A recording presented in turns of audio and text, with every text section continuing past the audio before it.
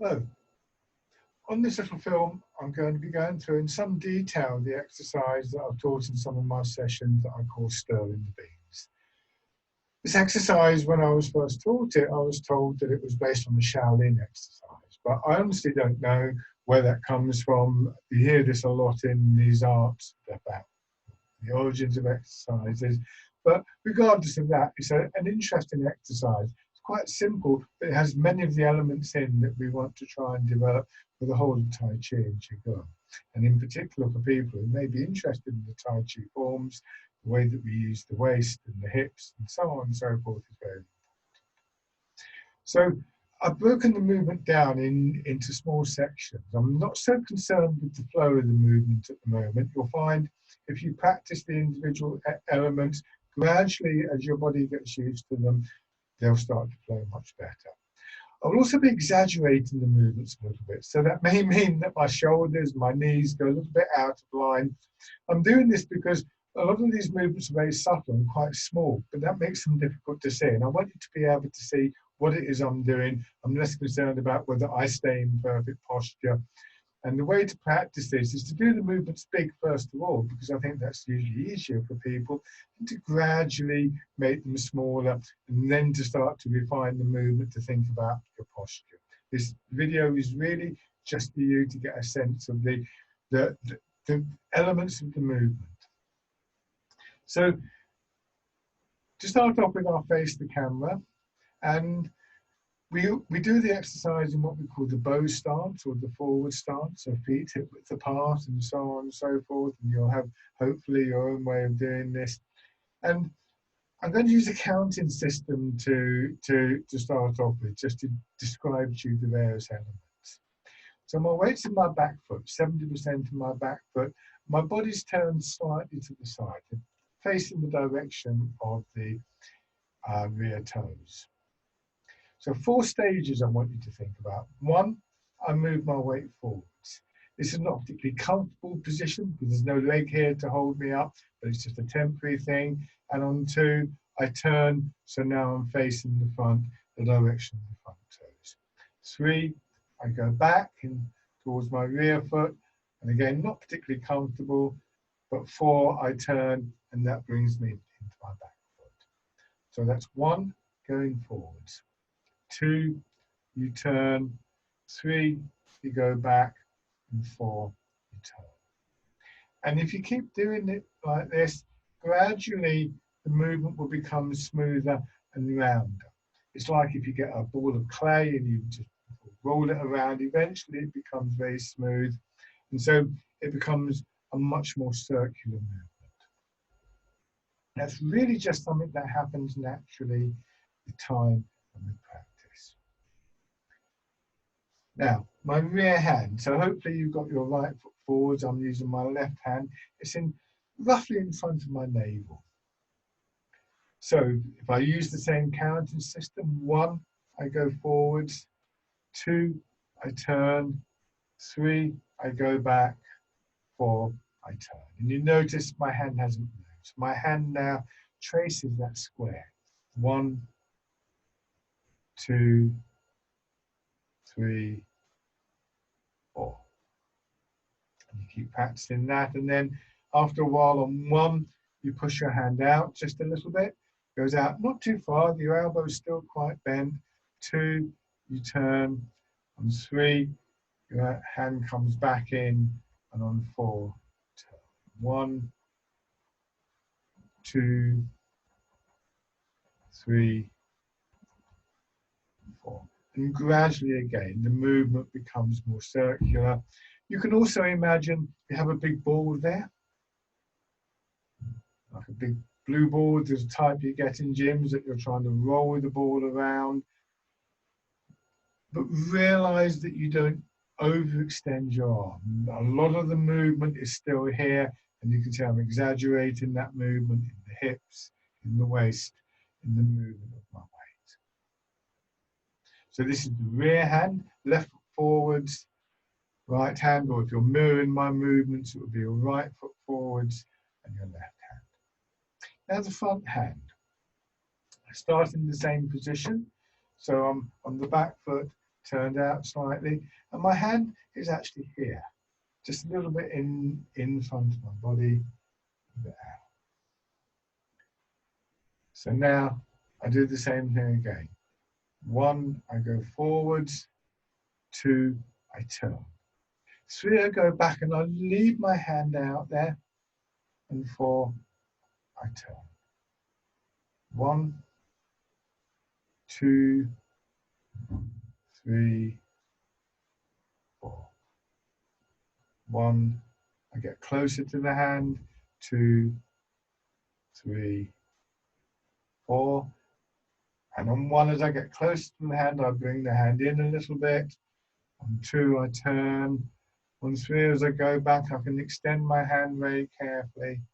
And 4, I turn. And again, as with the rear hand, this gradually becomes a more circular move. But it's a good idea every now and then to go back to the basic pattern. 1, 2, 3, 4.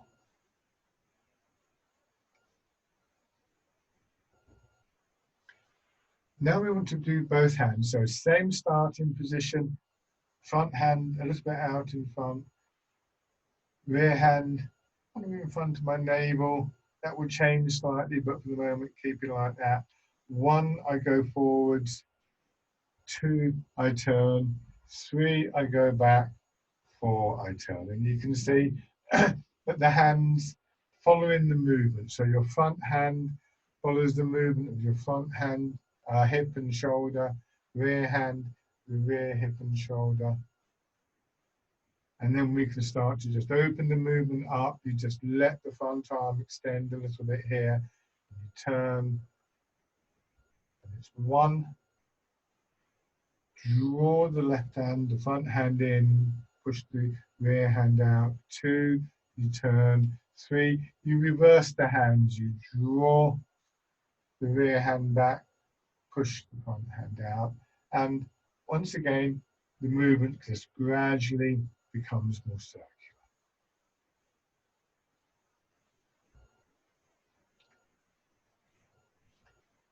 So we feel the connection from our feet with our weight moving to our hips, to our shoulders. Keeping the movement nice and smooth. Not moving our arms too much, but rather letting the body do the work. And as we settle into that, relax with the movement, we find that we can start to move the arms a little bit more without losing that important connection.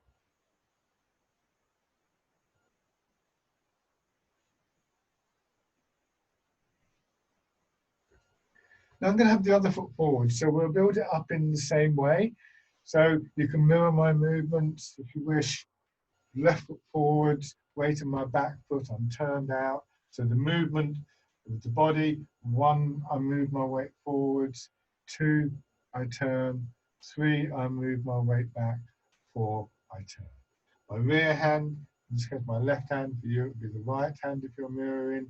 1, 2, 3, 4.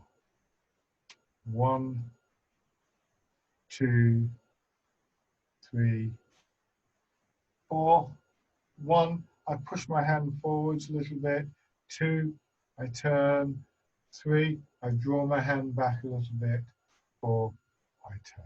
And gradually getting that smoother, more rounded movement as though I'm rolling a ball around. Some people like to imagine they're in water up to the height of their hips, just letting their hands skim across the water. Or, of course, as the name suggests, this big cauldron, like a big pot with beans or porridge that you're stirring. So up to you which image you use. Now, the front hand out a little bit in front. 1, I go forwards. 2, I turn. 3, I go back. 4, I turn. 1, 2, 3. This time I leave the hand behind. And 4.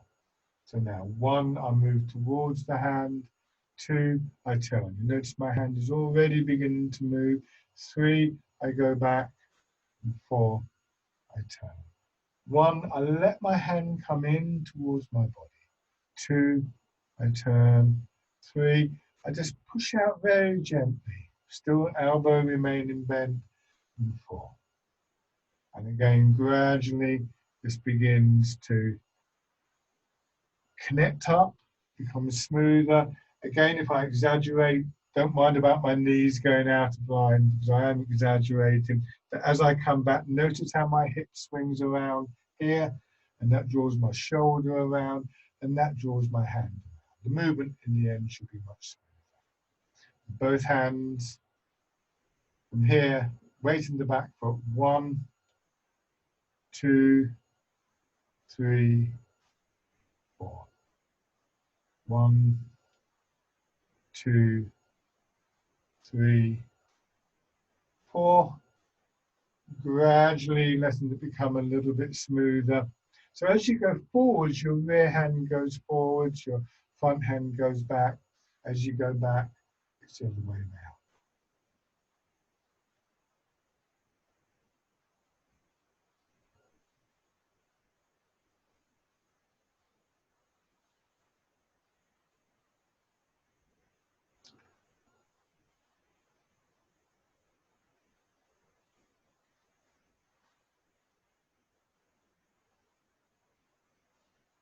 Good.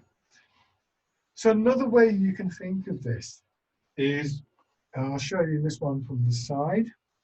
So now my hands are in front of me, they're in line with each other.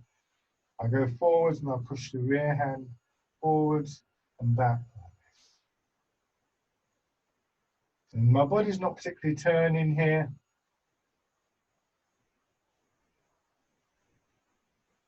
And do this, but now if I go back and I turn, that brings my front hand around in the circle and the rear hand back. And so again, I have the same idea, using the movement of the weight, the turning of the hips to guide the hands. So the basic movement, independent movement with your hands, your arms, is once again this one.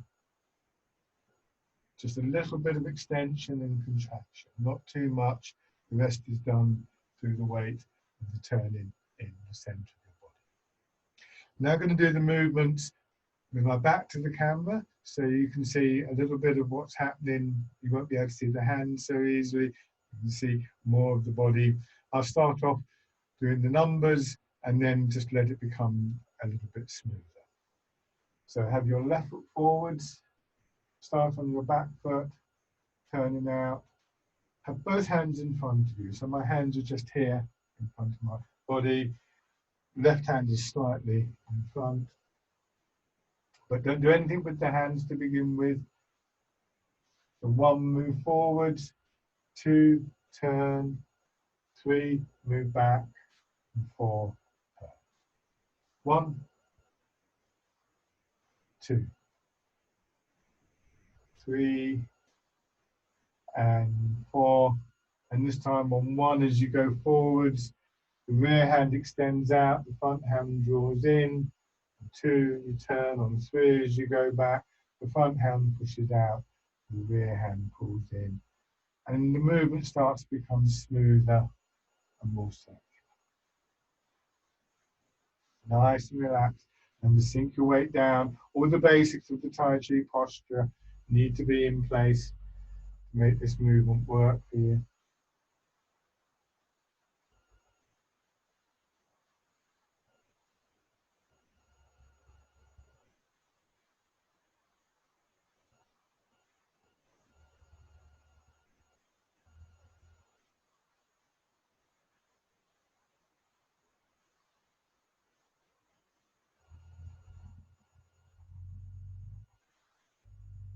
Sternly.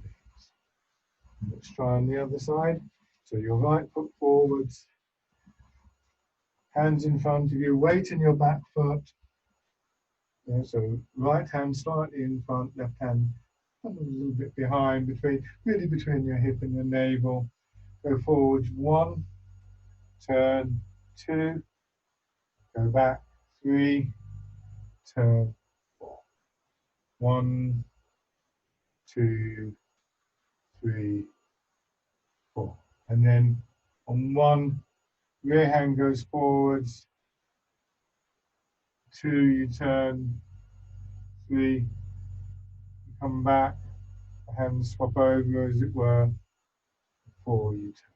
So now, as you get used to the connections between feet and hips, and then from hips to shoulders, your shoulders down to your elbows, elbows to your wrists to your fingers, you can just let the arms swing out a little bit further. It's like training a puppy dog on a lead. Start off with, you keep it close, and as it learns to follow the lead, you let it go a little bit further each time without losing the lead. So the connection's kept, but you get a little bit more movement in your arms.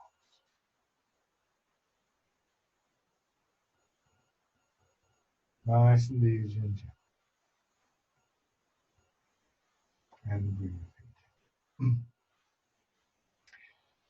And eventually you're going to want to be able to do that movement without twisting your back or your knees up. So when I do the movement, I try and do this. Right. So here, stirring the beans, and less of an obvious movement in hips and waist, but enough to move the arms. Remember, in the end, the center of your body, like the hub of a wheel, shouldn't need to move very far.